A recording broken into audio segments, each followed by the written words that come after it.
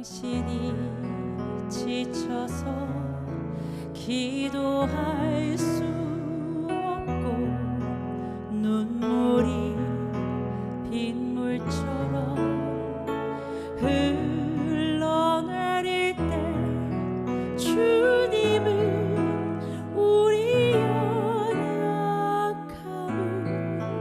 아시고 사랑으로 인도하시네.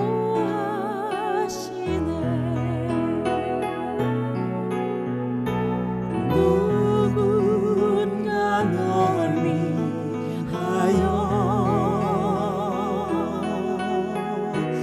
누군가 기도하네.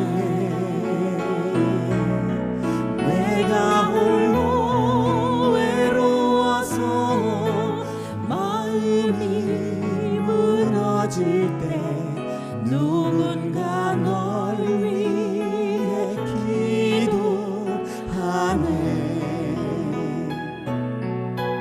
우리의 마음이 지쳐 있을 때에 갈보리 십자가를 기억합니다. 주님은 우리 외로움을 아시고 우리 맘에 기쁨 주시리.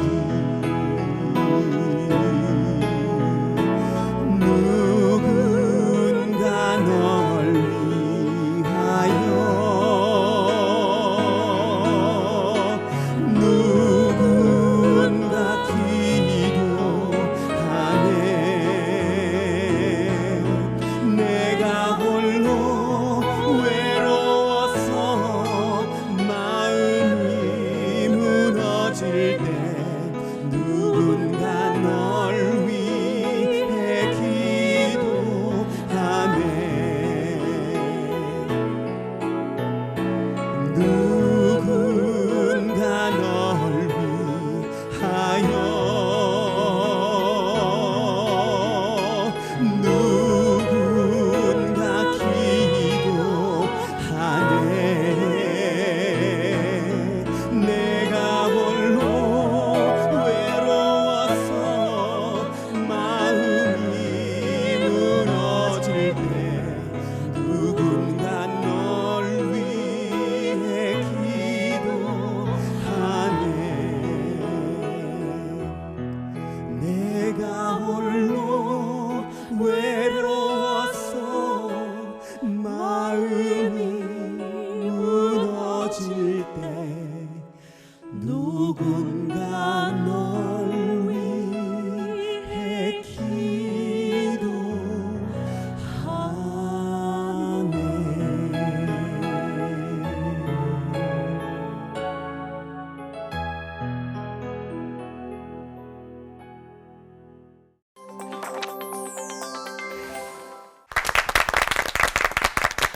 코로나19로 비대면이 일반화되면서 야, 얼굴 본 지 한참 됐다라는 게 인사말이 된 것 같아요. 네. 근데 하나님과도 이런 인사 나누시면 안 되겠죠.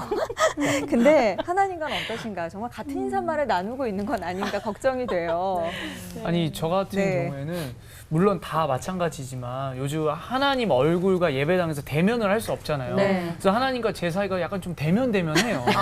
그래서 하나님이 나를 좀 까먹으신 거 아닌가? 문득 그런 생각이 들더라고요. 얼굴을 못 뵈니까. 그렇지 않을 수 있도록 매일 주님, 주님, 주여 이렇게 불러야지요. 저는 요새 집에서 아이들 보면서 씨름하느라 아이고 주여, 주여 이렇게 부르기는 하는데 자꾸 이게 화로 부르다 보니까 주님과의 관계가 조금 더 저도 대면해지는 거 아닌가 싶어요. 네. 영상 예배를 이제 드리다 보니까 좀 습관은 된 것 같은데 자세는 이제 최대한 바르게 하려고 노력하거든요. 네. 근데 이제 이렇게 알게 모르게 이렇게 자세는 바르게 하고 있지만 이렇게 자꾸 딴 생각이 중간중간 끼어들 맞아요. 때가 네. 많이 있는 것 같아요. 그 여러 가지 생각 중에 오늘은 뭐 해 먹지?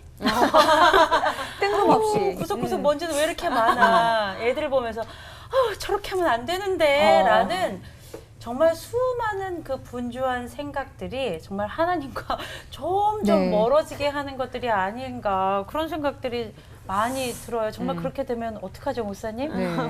목사님들은 어떠세요? 하나님과 대면 하지는 않으시죠? 저 같은 경우에는 평상시에 대면 했기 때문에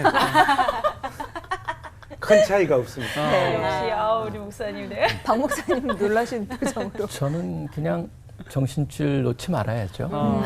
네, 그럴지라도 지금 그러니까 늘 어떻게 제가 하기로 선택하는 저는 선택이라는 단어가 저희 일생에서는 가장 중요한 단어예요. 네. 그렇기 때문에 그 정신줄 놓지 말자.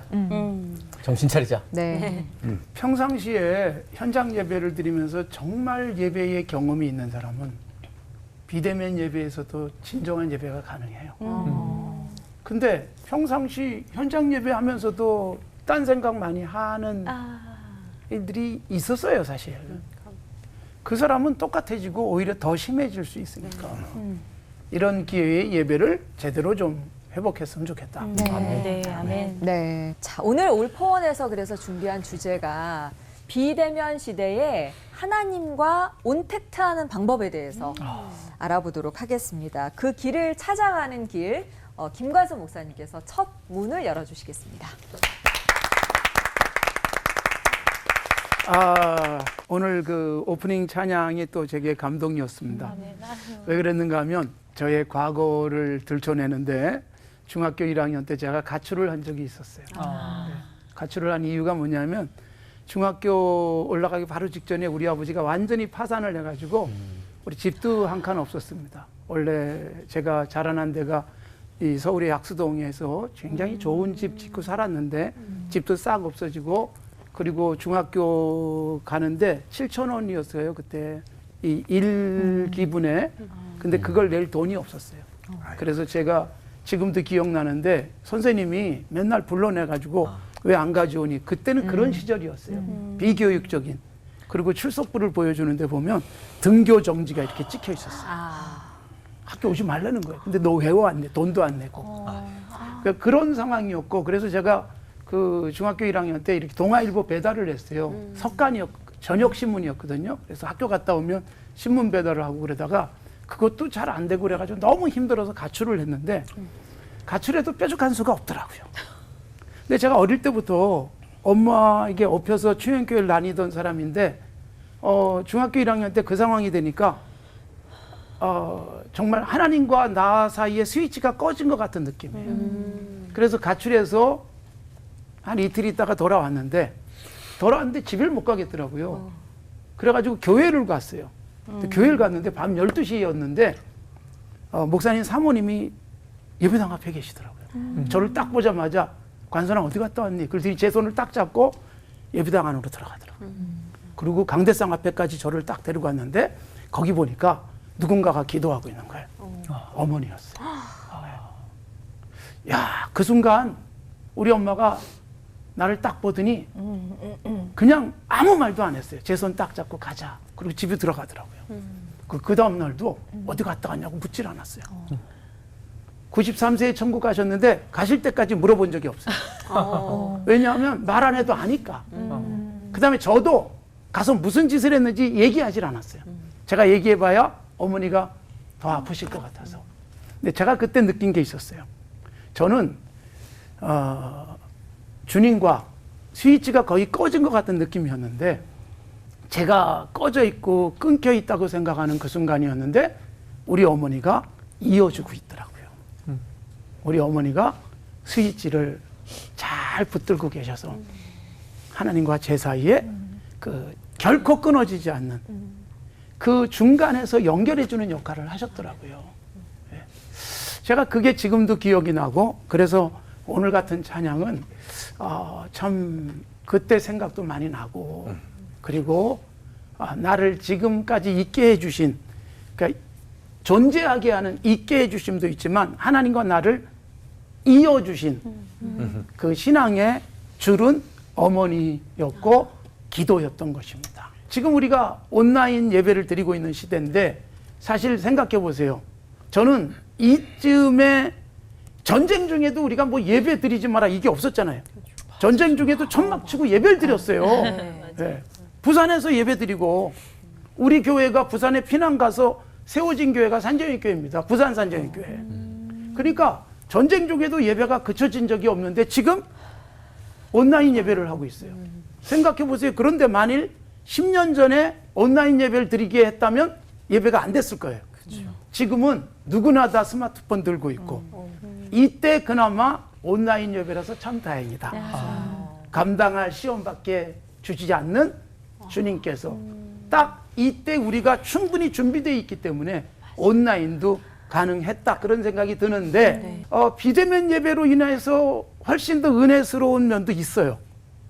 교회 다니면서 꼴 보기 싫은 사람도 있잖아요. 저 사람하고 같이 예배 드리려니까 저쪽 안 보고 예배 드려야지 이러는 사람이 있었는데 온라인 예배하면서는 주님밖에 안 보이잖아요. 이게 훨씬 더 유익될 수 있지 않겠냐. 그리고 또 따지고 보시면 우리가 현장 예배 드린다고 해서 주님과 나와 과연 컨택이 제대로 되고 있는가 딴 생각하고 그러니까 정말 문제는요 온라인 라인이 연결되어 있는 상태인데 현장에 와서도 라인이 끊겨버릴 수 있잖아요.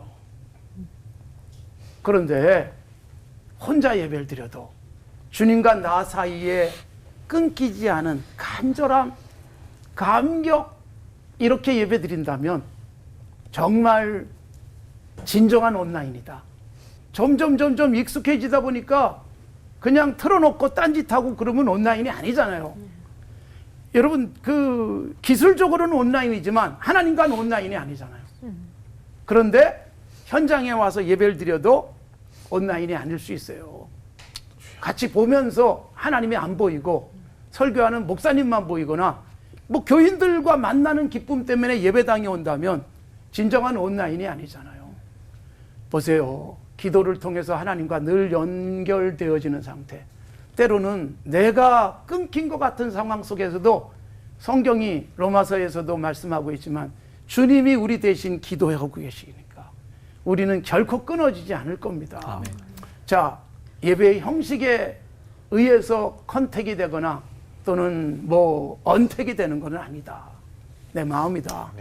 기도의 줄 놓지 않고 있고 말씀을 들을 때마다 주님이 여기서 말씀하시는구나 라고 생각되어지고 때로는 내가 지쳐서 힘들고 기도도 안 나올 때 누군가가 기도해 주는 분이 계시기에 그래서 늘 연결되어 있는 그 상태라면 최고의 예배자다.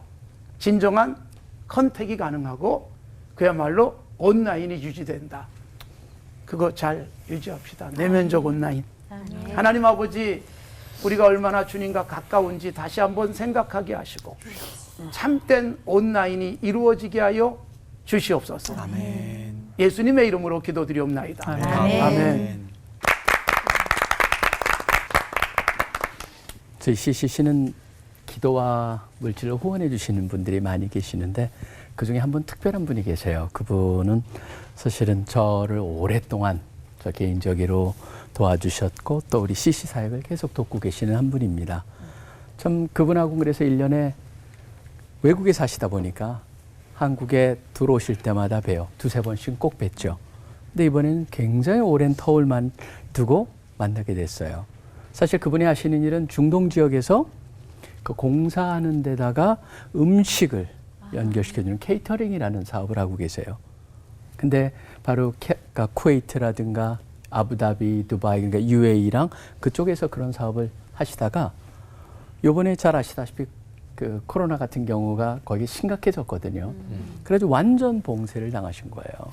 봉쇄를 당하셔서 집안에 완전히 갇혀 계셔야 되고 나가지도 못해요. 외국인 같은 경우에는. 근데 음식 공급을 안 하니까 하던 사업도 다 중단이 됐어요. 그러니까 이분이 이번에 들어오셨어요. 그래서 속내막을 다 들었죠. 뭐 어떻게 지내셨어요?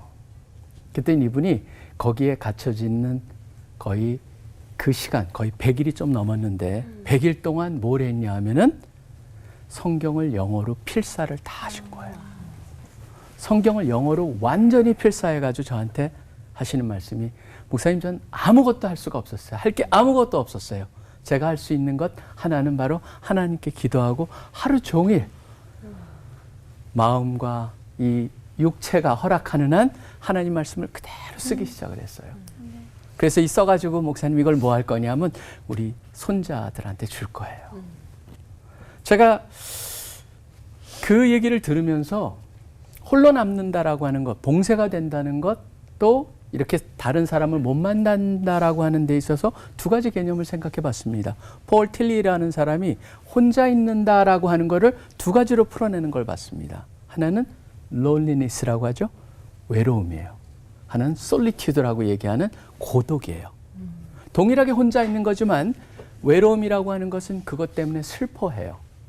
근데 또 하나는 혼자 남아있지만 그것을 갖다 즐기면서 그 안에서 뭔가를 만들어낼 수가 있어요. 사실은 모든 게 우리가 같은 일을 당하지만 항상 대부분이 그렇습니다. 양면성이 있습니다. 그 자체로 한 가지의 요소만 갖고 우리한테 다가오지 않는다는 것이죠. 특별히 하나님께서 주장하시는 모든 게 그렇습니다. 우리가 그것을 어떻게 받아들이냐에 달려 있다라고 하는 것이죠. 근데 흥미로운 거는 인간의 심리입니다. 인간의 심리라고 하는 것은 한 가지를 어떻게 보기로 결정하는 첫 번째 단계가 제일 중요합니다. 그거를 하겠다라고 결정하는 순간 그걸 갖다 심리학에서는 점화 효과라고 합니다. 그게 점화가 돼요. 점화가 되면서 뭐냐면은 다른 것들을 유사한 것을 찾아내기 시작해요. 그래서 그걸 갖다가 더 나가서 확증 편향이라고, 저 사람 나쁜 사람이야 라고 한번 결정하는 순간 그 사람의 나쁜 점들이 보이기 시작하는 건 똑같습니다. 결국 그게 확증 편향이라고 하는 겁니다. 감사를 우리가 어떻게 찾아내느냐. 그래서 이번에 이 언택, 비대면. 근데 사실은 비대면 예배라고 그러지만 우리가 다른 사람은 못 보고 목사님을 못 보지만 사실은 보고 있고요, 스크린으로. 또 하나는 하나님은 비대면하는 순간이 한 번도 없어요. 맞아요. 네. 하나님은 늘 우리를 대면하고 있어요. 혼자 있을 때도 마찬가지예요. 그렇기 때문에 예배를 갖다가 이런 상황 속에서 저는 그렇기 때문에 우리가 그 모이기를 피하는 어떤 사람과 같이 말고 그날이 가까우면 더욱 그리하자. 막 그 얘기를 하는 것이 과연 자기를 위해서 사회를 위해서 옳은 것인가 생각해 본다면 지금은 우리가 이렇게 예배를 드려야 되는 것. 이 안에서 무엇을 할 것이냐 안 할 것이냐 아니고 어떻게 할 것이냐가 참 중요한 것 같아요. 저희 같은 경우에는 젊은이들이기 때문에 사실 의외로 걱정 안 해도 돼요. 근데 저희는 무지 걱정시키죠. 너희는 괜찮을 수 있어. 그렇지만 너희를 통해서 연세 드시거나 기저질환 있는 분들한테 큰일 나. 저희가 그래서 온라인으로 다 바꿨죠. 온라인으로 바꿔가지고 여름 수련회도 굉장히 창의적으로 진행이 됐었고 그 다음에 단기 선교도 온라인으로 갔었고 3개월씩 가는 것 그래가지고 실질적으로 우루과이에는 대학교가 개척이 됐어요. 온라인을 통해 가지고. 그래서 우루과이 학생들하고 지금 연결이 되고 있는 상황입니다. 제가 이런 걸 보면서 느낀 거 하나가 있습니다. 하나님의 깊은 섭리를 발견했는데요. 이런 상황이 우리한테 벌어지지 않았다면 우리는 늘 해왔던 대로 할 거예요. 했을 거예요. 열심히 했을 겁니다. 근데 오히려 이런 상황이 벌어졌기 때문에 우리는 한 번도 해보지 않았던 그 영역에 개척을 할 수가 있었고 또 거기에 창의적인 아이디어가 더해질 수가 있었다라고 하는 것입니다. 같이 생각해 볼 말씀은 바로 에베소 5장 16절에 나오는 세월을 아껴라. 때가 악하니라. 세월이라고 하는 것은 기회입니다. 우리가 경험하는 모든 것이 하나님이 우리한테 주시는 기회. 그 기회를 극대화하기 위해서 과연 나는 어떤 자세로 그것을 임할 것인가. 이번에 이 상황도 여러분들의 창의성, 잠재적인 창의성을 개발하시고 펼쳐내 가시는 그런 기회가 되시기를 간절히 축원합니다. 하나님 아버지 감사합니다. 모든 것이 감사인 것을 고백합니다. 힘이 들지라도 감사로 우리의 입에서 감사로 시작하고 찬양을 하고 기도를 했을 때 감사의 제목들이 보이기 시작하고 감사로 맞춰질 것을 기대합니다. 아멘. 그렇기 때문에 우리 삶이 감사가 늘 차고 넘치는 자들 되게 하여 주시옵소서. 아멘. 모든 기도 예수 그리스도 이름으로 간절히 기도합니다. 아멘. 이스라엘은 나라를 잃고 성전을 잃어버렸습니다. 성전이라고 하는 것은 이스라엘의 정체성의 핵심되는 장소였잖아요. 그것이 그냥 다 날아가 버린 거예요. 그뿐만 아닙니다. 그들의 언어, 삶과 예배, 모든 것을 다 잃어버린 비참한 상황 가운데 놓여 있는 그 장면을 이 137편이 묘사하고 있습니다. 그래서 구약 신학자인 키드너는 이 137편을 두고 이렇게 표현하고 있어요. 절마다 한 절 한 절마다 고통이 배어 있으며 그 강도는 갈수록 높아지고 끔찍한 절정을 향하여 나아가고 있다. 이렇게 표현하고 있습니다. 그래서 여러분, 오늘 우리가 맞이하고 있는 이 현실적인 상황을 137편을 투영시켜서 여러분들이 한번 읽어보시면 그 절절히 오늘 우리의 현실과 너무나 닮아 있다라고 하는 것을 우리가 확인할 수 있어요. 그런데 이 시편 기자가 이 고통스러운 현실에서 무엇을 자각하고 무엇을 깨닫는가 하면요, 저는 개인적으로 이 137편의 핵심이 5절과 6절이라고 생각해요. 이 5절과 6절에서 이런 고백을 합니다. 예루살렘아, 내가 너를 잊을진대 내 오른손이 그의 재주를 잊을지로다. 내가 예루살렘을 기억하지 아니하거나 내가 가장 즐거워하는 것보다 더 즐거워하지 아니할진대 내 혀가 내 입천장에 붙을지로다. 여러분, 예루살렘은 어디입니까? 성전이 있던 곳이에요. 하나님을 예배했던 장소입니다. 그 예루살렘을 그리워하고 사모하는 시편 기자의 이 고백이 회개의 형식으로 토해지고 있다는 거예요. 그런데 그 표현이 아주 절박하고 진심 어린 마음이 담겨져 있어요. 내가 너를 잊을진대 내 오른손이 그의 재주를 잊을지로다. 우리 한글 개역 개정 성경은 조금 의역을 했는데 새 번역을 보니까 내 오른손이 말라버릴 것이다. 이렇게 표현하고 있어요. 그리고 그 6절 말씀도 내가 예루살렘을 기억하지 아니하거나 내가 가장 즐거워하는 것보다 더 즐거워하지 않을진대 내 혀가 내 입천장에 붙을지로다. 벙어리가 될 거다. 이 말이에요. 하나님을 예배하고 그 예배의 감격과 기쁨을 내가 잊어버린다면 내 오른손이 다 말라버리고 내가 벙어리가 되어도 나는 좋다라고 하는 이 처절한 회개의 자리에 이 시편 기자가 지금 서 있는 거예요. 여러분, 이 코로나19가 끊임없이 지속되어지는 이 현실 속에서 우리 삶 가운데 하나님과 온택트 할 수 있는 유일한 방법은 진심 어린 회개입니다.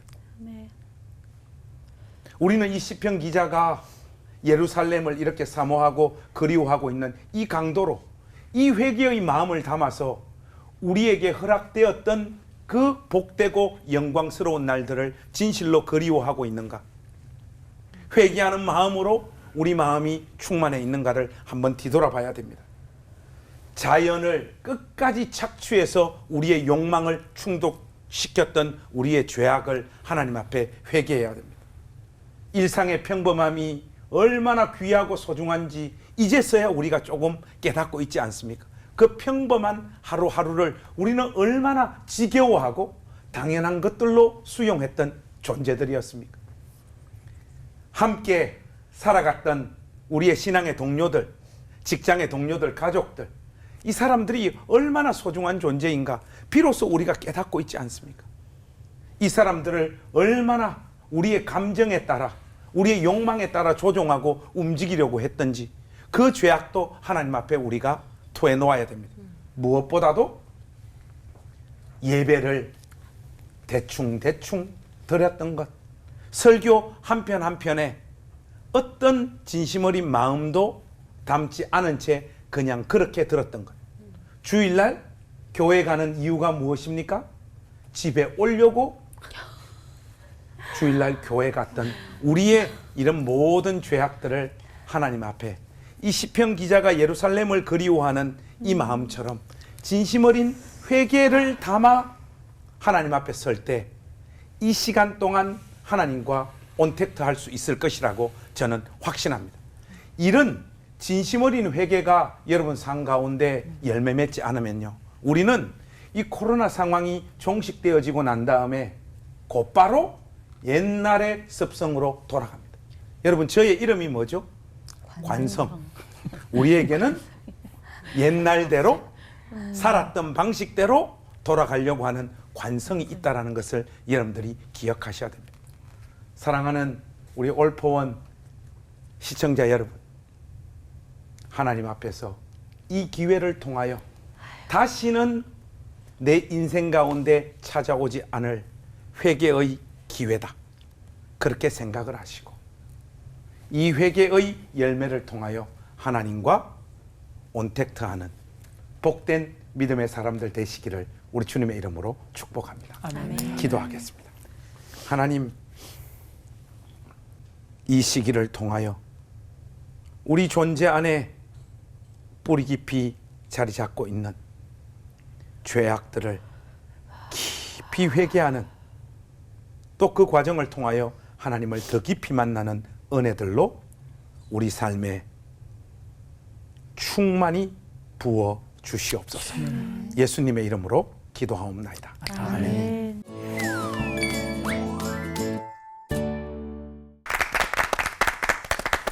비대면 시대가 주는 유익이 있다. 그리고 주어진 기회를 극대화하자. 지금 이 자리에서 정말 통회의 회개를 하자.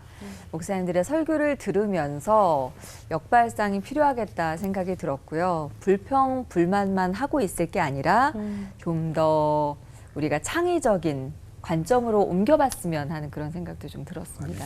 네, 목사님들께 첫 질문 드리고 싶은 것은 우리가 비대면 시대가 되면서 코로나 이전에 가지고 있었던 우리 고정관념 생각들이 무너져 버린 게 있으신지, 또 반대로 이 일을 겪으면서 대면 시대에는 내가 못 봤었는데 이게 보이기 시작하더라 하는 게 있으신지, 좀 저희 그런 게 있으시면 저희도 좀 같이 볼 수 있게 말씀해 주시면 좋겠습니다. 지금 뭐 비대면 그러지만 그래서 지금 사회적으로는 거리두기를 계속 강조하잖아요. 네. 근데 저는 그런 생각을 했어요. 거리두기는 하나님이 우리를 향해서 주시는 말씀이 아닐까. 세상과 거리 좀 두고 살아라.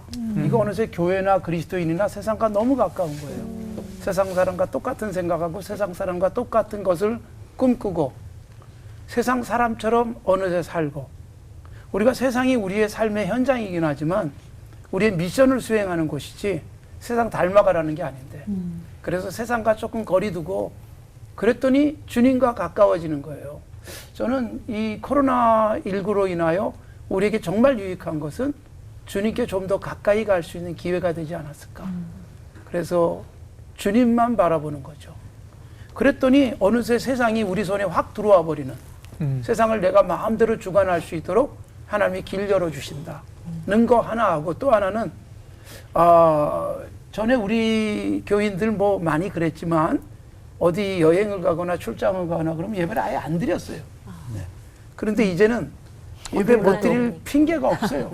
어디 가서든 예배 드릴 수 있게 돼버려가지고 저는 뭐 유익된 것으로 따진다면 이렇게 말씀드리고 싶어요. 그래서 온라인으로 인하여 새벽 예배도 많이 들어오거든요. 오히려 전에는 멀어서 못 나오던 분들까지. 그렇게 되니까 그런 부분들은 이 전화위복의 기회가 되지 않았을까, 그런 생각을 합니다. 네.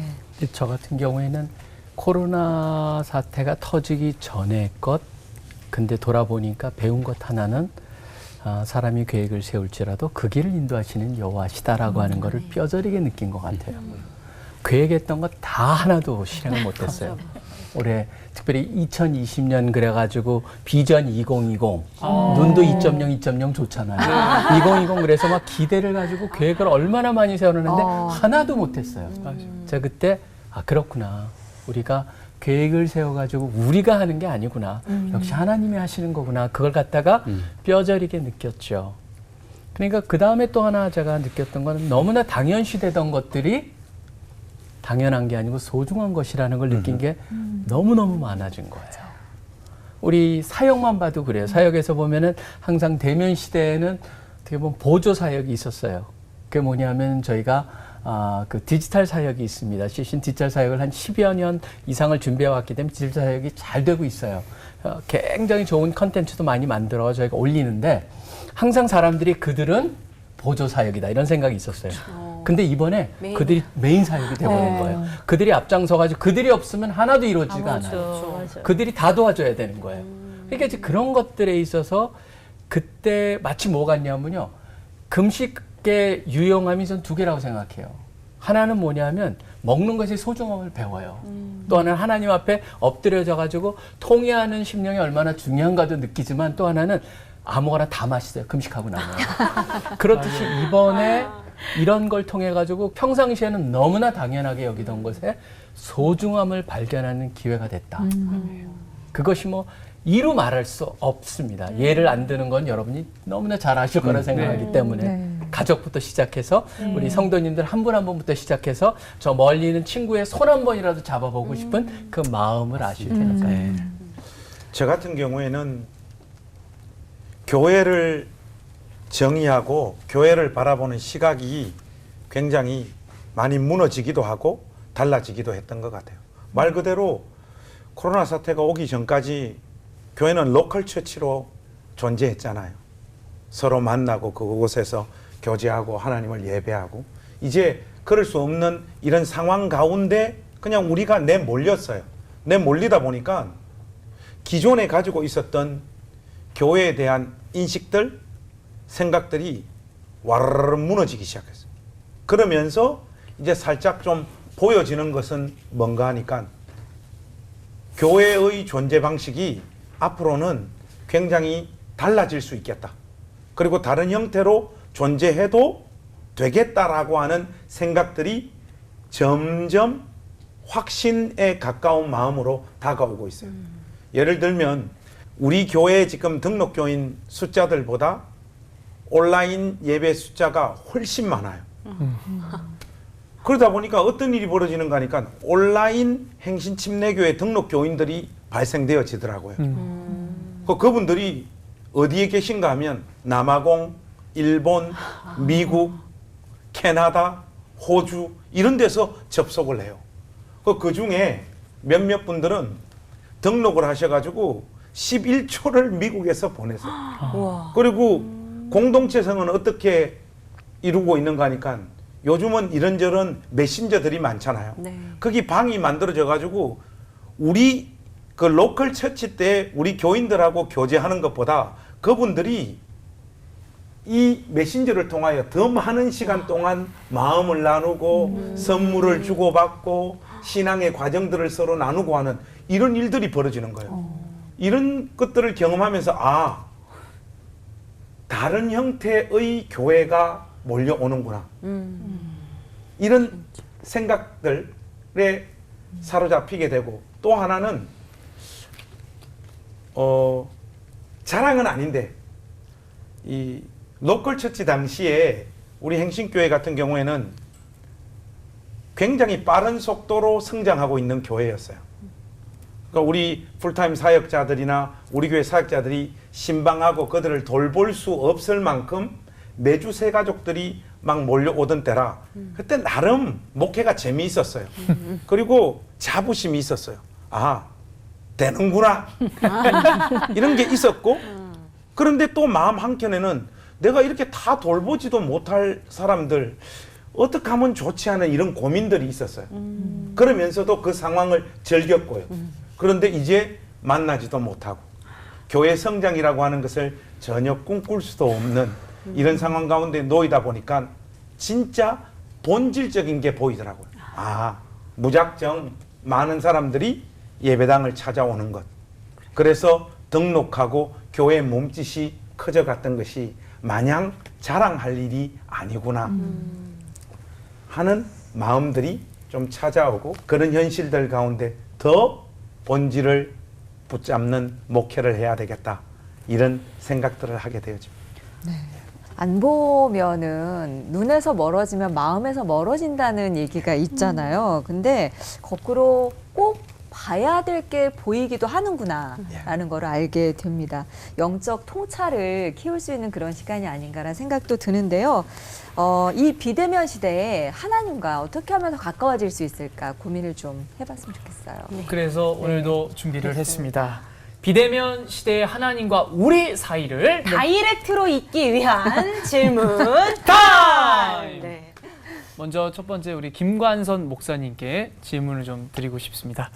아까 목사님께서도 말씀을 해주셨는데 지금 어떻게 보면 비대면이잖아요. 근데 우리가 대면 예배를 드렸을 때도 솔직히 예배에 집중이 안 되고 신앙생활이 안 된 경우도 많았어요. 대면을 했어도. 어떻게 하면 이 시기를 전화위복의 기회로 삼을 수 있을까? 좀 구체적으로 말씀해 주시면. 감사하겠습니다. 저도 고민 중이에요. 이게 전화위복으로 삼아야 될까? 그런데 이게 뭐 어떤 아이디어보다 이게 흘러가면서 아 이래서 좋구나. 뭐 이런 것들은 보이니까 네. 일단 교회의 본질을 회복할 수 있다. 사실 생각해 보세요. 5천 명이 들어갈 수 있는 예배당과 300명이 들어갈 수 있는 예배당 지금은 몇 명까지밖에 못 들어가요? 50명. 다 50명밖에 못 들어가요. 맞아. 네. 그러니까 결국 우리는 늘 뭘 생각했는가 하면 교회와 예배당을 동일시해 왔던 잘못된 생각들이 있었어요. 근데 진정한 교회가 뭘까에 대해서 생각을 해본다면 교회의 본질을 회복한다는 측면에서는 최고의 기회다. 네. 최고의 기회. 그래서 우리가 예배당을 화려하게 만들고 그리고 그 예배당에서 럭셔리한 어떤 세레모니를 통해서 예배 드리는 것만이 진정한 예배일까? 이 부분에 대해서 깊이 반성할 수 있게 됐잖아요. 아까 우리 김관성 목사님 말씀하신 것도 뭐 그런 내용이 그 속에 다 들어가 있단 말이에요. 그래서 몇 명이 모이든 아 이게 교회군요. 이게 예배군요. 막 이게 감격이 되어질 수 있도록만 한다면 그래서 이제는 어떤 세레모니보다는 메시지의 설교자로서 집중을 하면서 나도 성장하고 내 메시지도 훨씬 더 수준 높아질 수 있고 영감이 가득한 메시지가 이 온라인을 통해서 전달되어지면서 거기가 교회입니다. 예배 드리고 있는 두세 사람에게 거기가 교회입니다. 그리고 제가 이제 우리 성도들에게 인증샷을 계속 올리게 해요. 근데 무슨 반응인가 하면 전에는 이제 가족들도 다른 교회 나가던 가족들이 있었어요. 그런데 다 같이 모여서 예배 드리는 거죠. 모처럼 우리 식구가 하나가 됐습니다. 그러니까 이런 긍정적인 부분들을 계속 피드백 해주고 올려주니까 이게 확산이 되어지고 그리고 인증샷을 하다 보니까 이제 뭐 예배도 제대로 드려야 되고 복장도 그렇고 갖추고 예, 예, 예. 그렇게 되어지면서 예배 드리는 자세도 보다 안 봐도 그러니까 우리는 그동안은 사람이 보는 것을 의식했잖아요. 그렇죠. 그런데 하나님이 보시고 계시다는 아까 목사님도 말씀하셨지만 비대면이 하나님을 안 보는 게 아니잖아요. 그러니까 하나님이 날 보시고 계시다는 이 의식을 키워갈 수 있는 기회. 그러면 이제 이게 다시 회복돼 가지고 예배당에 나왔을 때 이 자리에서 하나님이 나를 보고 계시는 거야. 사람 의식하지 말자 라는 쪽으로 계속 키워간다면 교회는 드디어 교회다워지고 본질을 회복할 수 있고 예배라는 것도 과연 뭐가 예배일까에 대한 확실한 생각들이 우리에게 제대로 자리 잡힐 수 있도록 만들어준다면 우리에겐 최고의 유익이겠다. 하나님이 그런 기회를 주셨다라고 생각됩니다. 정말 그런 마음가짐이면 이 위기가 기회가 될 수 있는 그런 상황이죠. 정말 전화위복의 기회인데 김관성 목사님께서 아까 말씀 중에서는 저는 진짜 전화위복을 위해서 우리가 회개를 해야 한다 말씀해 주셨잖아요. 혼자만 알지 마시고 진정한 회개의 기도 참여할 수 있는 그 기회를 나눠주셨으면 좋겠습니다. 실패 말씀을 빗대어 주셔도 좋고 우리 목사님의 기도를 해주셔도 좋고 참여의 기도를 좀 나눠주시면 좋을 것 같습니다. 제가 기도하면 사람들이 집중을 안 할 것 같고 제가 이 그 코로나 시기에 이런저런 책들을 읽게 되잖아요. 그래서 우리 목회자들한테 참 인기 있는 그 성경학자가 있습니다. 월트 브루그만이라고. 이 브루그만이 그의 책에서 적어놓았던 기도문이 있어요. 우리 행신교회 그 공동 기도문으로 이 기도문을 한번 그대로 가져와서 우리 함께 기도했던 내용이거든요. 여러분하고 좀 나누었으면 좋겠습니다. 들으시는 주님, 우리는 주님께 드리는 예배가 즐겁기를 바랍니다. 우리는 교회가 마을에서 가장 행복한 장소이기를 원합니다. 우리는 주께서 약속하신 나라가 실망의 말이 단 한마디도 들리지 않는 곳이라 생각합니다. 그렇지만 현실은 그렇지 않습니다. 고난과 죽음, 팬데믹과 바이러스, 상상을 초월하는 현실이 우리 앞에 와 있습니다. 이 현실은 선진국의 동화 같은 삶에 대한 우리의 행복한 환상을 깨뜨리고 우리는 얼음처럼 싸늘한 두려움과 헤아릴 수 없는 궁핍 앞에 남겨집니다. 그래서 우리는 절박하게 부르짖습니다. 들으소서, 도우소서, 구원하소서. 우리는 부르짖습니다. 지난날 부르짖었던 모든 믿음의 백성과 함께 우리는 부르짖습니다. 오직 주님 한 분만이 슬픔을 기쁨으로, 애도를 춤으로, 울음을 웃음으로 바꾸실 수 있습니다. 그러므로 이제 들으시고 도우시고 구원하시는 하나님이여, 들으시고 행하시고 새롭게 하소서. 우리에게 용기와 인내를 주소서. 이 바이러스가 끝나게 하소서. 우리 심령을 부유하게, 물질에 가난하게 하소서. 이웃 사랑을 위한 질서를 세우고 재물에 관대하게 베풀며 두려움으로부터 자유롭게 하소서. 죽음의 권세를 이기시고 악의 세력을 물리치시고 문둥병의 참을 수 없는 고통을 없애주시고 행복과 기쁨과 평화의 춤의 왕이 되신 예수님의 이름으로 기도합니다. 아멘. 와, 이 기도문을 나누고 싶었어요. 네, 너무 좋네요. 네. 아, 뭔가 뭉클하면서 가슴 따뜻해지는 그런 은혜로운 기도문이었던 것 같아요. 그래서 이제 우리 박성민 목사님께, 목사님 설교 들으면서 제가 느낀 게, 비대면 시대다 보니까 나는 혼자인 것 같고 나는 외로운 것 같고 그리고 고독한 것 같다는 생각만 했었어요. 근데 그 사실 그 비대면 그 온라인 예배를 통해서 하나님의 은혜가 있다는 것을 잘 모르고 산 게 사실이거든요. 그래서 과연 우리가 혼자라고 생각하고 그 다음에 외롭다고 생각하고 고독하다고 생각할 때 이 생각이 아니라 주님과 함께하는 시간과 그런 것들은 어떻게 하면 좋은 건지 그거에 대해서 좀 부탁을 드리겠습니다. 그 예배 속에서 비대면으로 예배를 드리는데 참 우리가 그 실질적으로 교회 안에서 모여서 예배 드리는 거를 그리워하는 것 중에 하나는 아멘 하고 싶고 막 할렐루야 하고 싶고 박수 치고 싶고 막 그러거든요. 그런 거를 함께 하고 싶은 마음이 참 간절하죠. 그래서 제가 지금 이걸 하면서 딱 떠오르는 생각이, 모세가 40년 동안 무엇을 했나? 그 광야에서. 뭐가 됐나?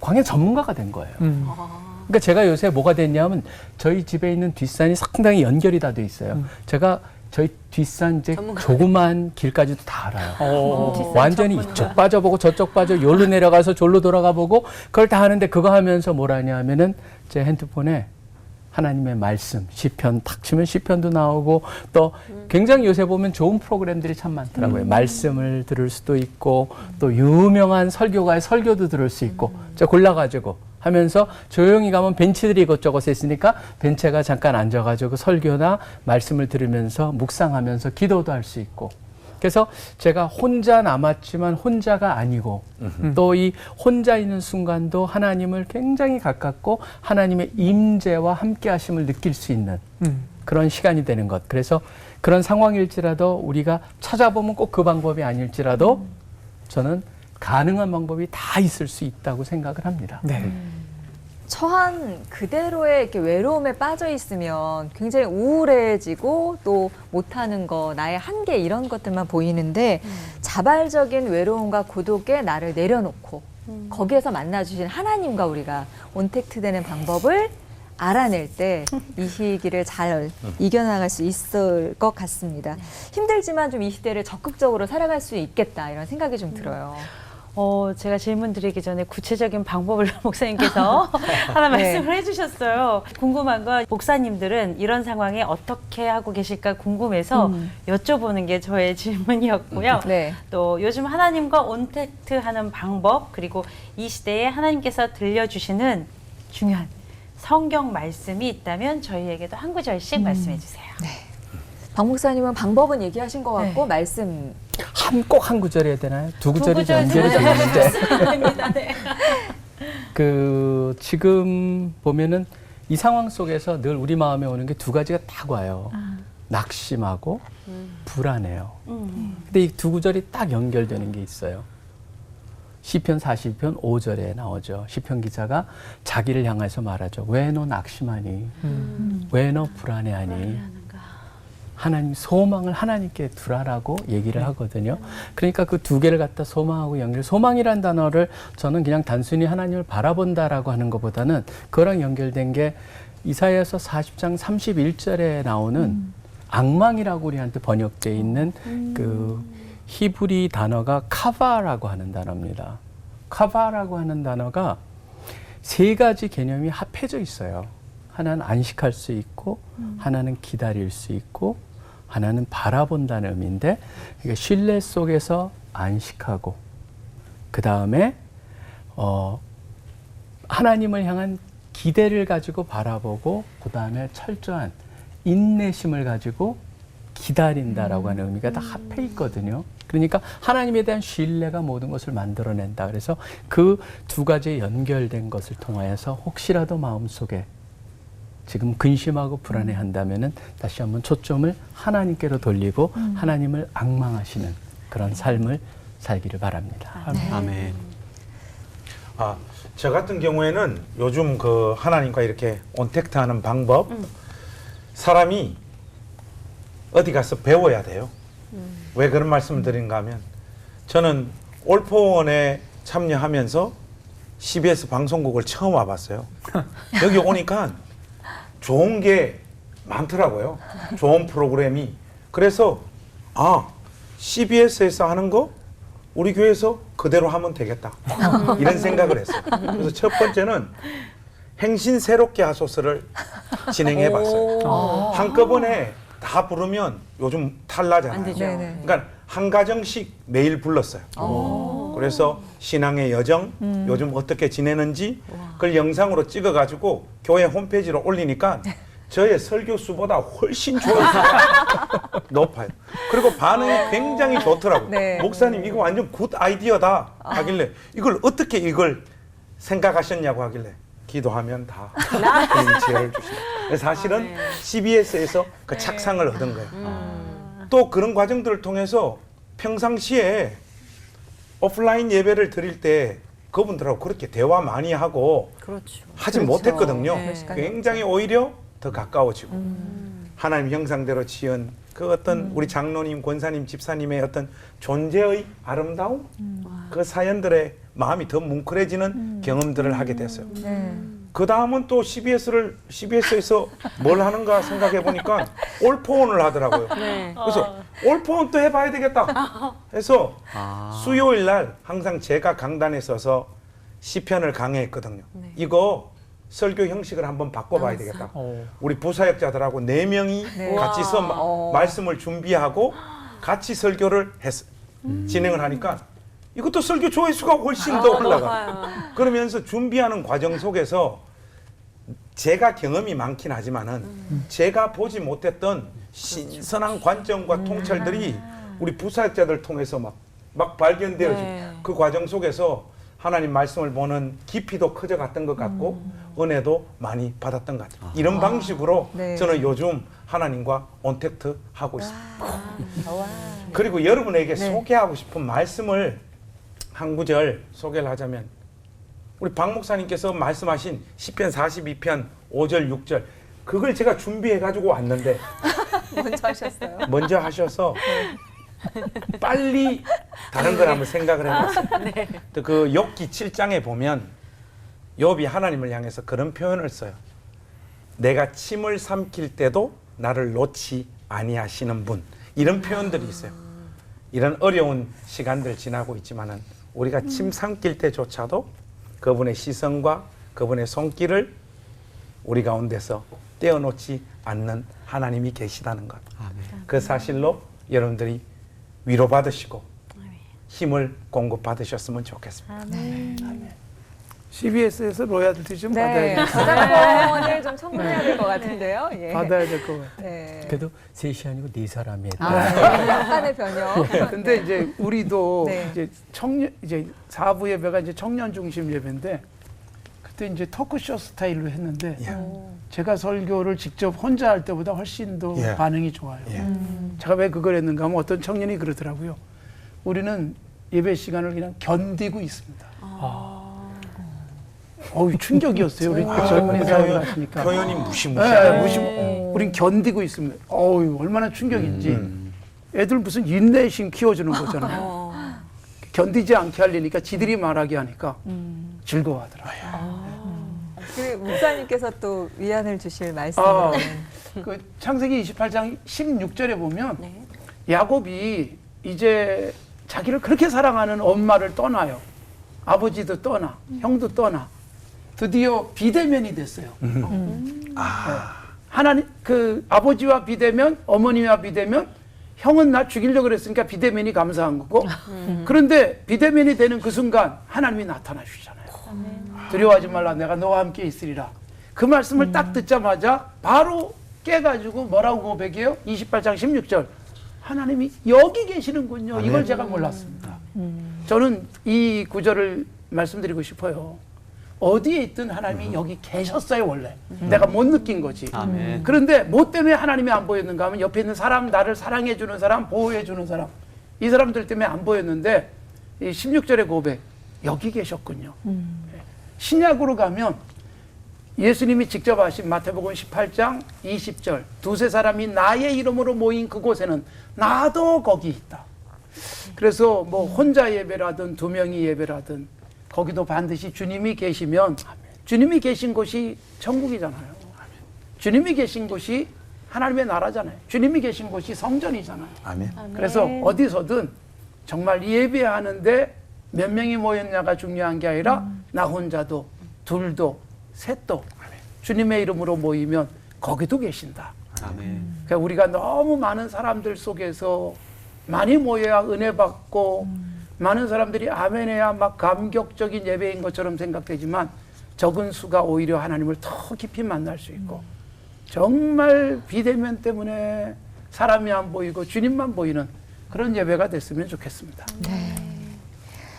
말씀을 붙잡고 또 말씀대로 사느라 바쁘신 목사님들 뵈면서 오늘 또 하나 더 배운 것 같고요. 이 비대면 시대야말로 하나님과 한 발짝 더 가까이 다가설 수 있는 절호의 기회구나 라는 생각이 들었습니다. 자, 온택트 모드로 전환 완료 되셨으리라 믿으면서 오늘 끝인사는 완벽한 온택트 모드로 외치면서 마치도록 하죠. 네. 네. 하나님과 매일매일 매 순간 동행하며 하나 되는 시간 올보 원!